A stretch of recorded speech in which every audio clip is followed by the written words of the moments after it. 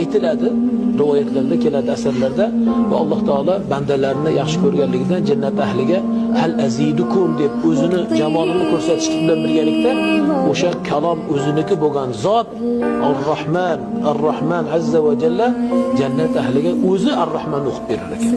Chunki Ar-Rahman nima deyildi? Qur'onning kelinchagi deyildi. O'sha Ar-Rahmanni aynan Rahman bo'lgan zot o'zi o'qir ekan.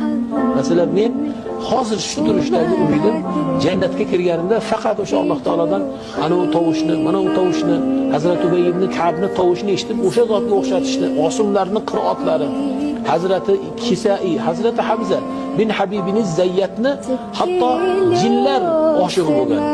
Jinlar ham musulmonlar bor, kofirlar bor. Musulmon jinlar u zotni kelib ko'rib, u zotga o'qib berishlikka musulmon jinlarni o'zi